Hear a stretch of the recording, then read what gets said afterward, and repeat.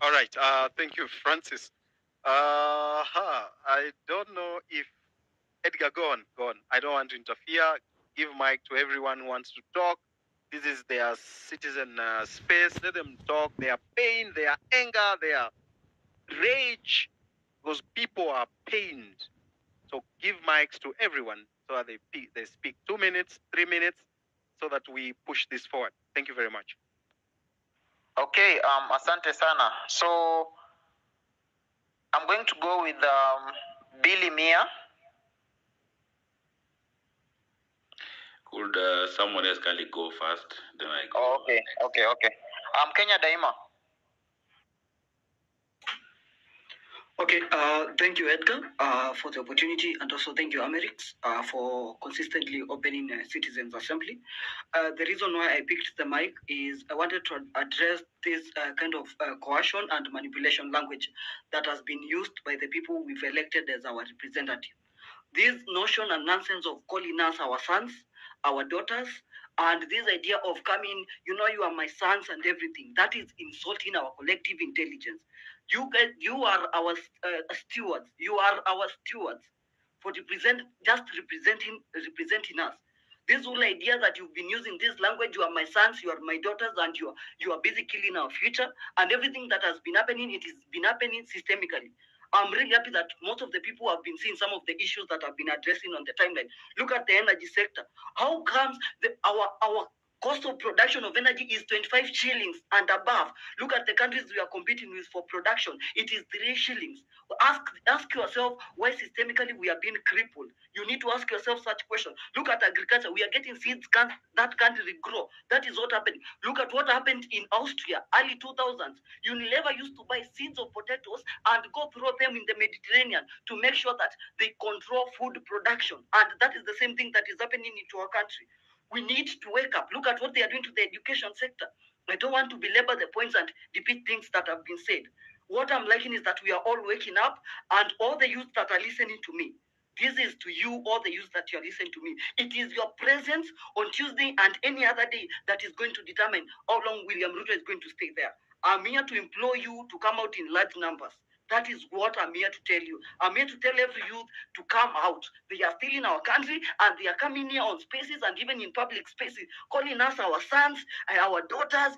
I am your elder. This self-appointment of eldership, that nonsense needs to stop in this country. You can't be stealing our resources and coming in spaces and shamelessly addressing us.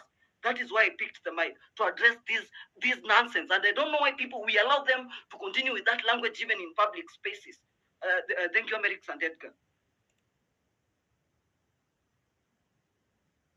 Okay, thank you so much, Mkenya Daima, for that solid submission. So I'm going to go to Keotios. Yes, you had requested to thank you, Edgar. Submission. Thank you. I was talking about the missing persons, and I made my submission, but there's something that I want ikuwe clear hapa. Narudia tena. It is just a rallying call to the Twitter influencers, especially Twitter influencers with big numbers, the big wigs. Let's stop this division ya watu wa kimis tunakataa kupush. Right now kwa tweet ya MJ, asante kwa kazi umefanya leo, umepush sana. Kwa tweet ya MJ kuna like 14 persons ama youths with their names and their respective pictures ziko hapo. Wote wana miss. Those are the things that we need to push. Let us push. Let's amplify hawa watu wapatikane. Because sasa tukinyamaza watu watazidi kupotea zaidi. So I call upon all of you, wacha to push. And ni kitu inastua. You see, recently niliona kuna mtu alishikwa this week. I don't know whether it is Gaid or Alinur. And a Twitter bigwing quoted that tweet and said, let him free himself. My friend, you are an idiot for lack of a better word. Yes, you hatufai kuishi hivyo majama. Your division sio poa. Wacha mtu yote akishikwa, hata wama small wig, let us help them. Wacha tu call out hii kitu. Watu wana miss, wazazi wanalia. Kuna mzazi ananitext saa hii hapa kwa DM. Naweza kuonyesha. Wanalia, ajui mtoto wako wapi, ataripotea sijui July 11. Ananiambia nimsaidie kupush. So let's push these things. Tafadhali. That's what I wanted to say. Alafu kuna mtu hapo kwa DM ameniambia my message to Nyakundi Cyprian. Anasema kuna watu wanasema ati unblock at least waingie kwa space. Anyway, thank you so much Amerix, Cyprian and Edgar for this citizen assembly. I asante yes. So co-analyst, your hand is up. 2 minutes. Thank you very much. I don't have much to say, but I want to appeal to all of us. I mean, the enemy is bad governance. The enemy is, the abductions, the disappearing, and everything. So one, I would like to ask everyone if we could just stop bickering amongst ourselves. If we can just focus for now, we focus on Ruto, we focus on sending this guy home, we focus on being able to find our brothers and sisters who've been missing. Because one, the people who are locked up in parliament.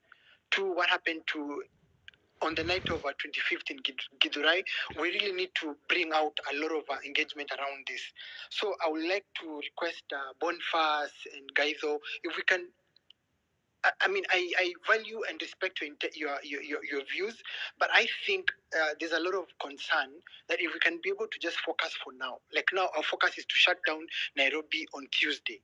That should be the focus. And it's my prayer that we do that. And then number two, I would like us to speak in one voice. If we're going to JKIA, that is the point. If it's banners being shared, we share banners that actually reflect the same kind of message. And I think we need to recognize the fact that State House has actually put in place a machinery to be able to create havoc and confusion online. There are a lot of people who are selling fear. There are a lot of people who are taking our posters and changing them, taking hashtags and changing with one letter. So we need to be cognizant of what is happening so that we don't lose this case. We are very intelligent. Yeah, we can send Ruto home in 1 or 2 days. So my request is if we can put the bickering aside. I mean, the reason why I am pushing for Ruto to go home, and the reason why I want to come out is because as a businessman, I'm suffering. I've sent home people. The business environment is very difficult. Too much taxation. Electricity is expensive. Everything has become expensive. And then the power of the shilling has actually gone low. So for me, that is why I'm going out to the street. Someone else will go for their own reasons. Let us respect the reasons why we are going out, as long as we all come out to fight the enemy. And then the other thing that I would like to speak is this notion of small wigs and big wigs. For me, if I see an important message, I will retweet. It doesn't matter how many people there are. So I think we need to stop creating friction and things like that, these people are not doing this, these people are not. I think we are all moving. I mean, for the first time in the history of this country, we are speaking the same language. For the first time, our issues are the same. We want better education. We want functioning healthcare facilities. We want good roads. We want security. We want to be able to enjoy our money. We want to see the value of our taxes. And that's the conversation that we need to be having. Whatever other beef we have, honestly, we can respect one another and ask with respect to demand accountability. I mean, I can ask Amerix for accountability without insulting him, without looking like I have an agenda. I can ask Nyakundi for accountability without really looking like I've been sent by someone else. So I'm appealing to our intelligence. I'm appealing to all of us to speak in one voice. Lastly, I'm appealing to doctors to come out on Tuesday, plan like the way we planned the first time, emergency areas and ambulances and like that. I'm appealing for those who can cook to cook and bring food. I'm appealing to lawyers to station around, like now we'll be on Mombasa Road and JKA, all the police stations in that area. We go there and camp there and we wait. But my appeal is this. Ruto has paid a lot of money for guys to come and sell a lot of fear and misinformation. If we continue the way we are, we will fail. We are very intelligent and we're very united. Thank you very much.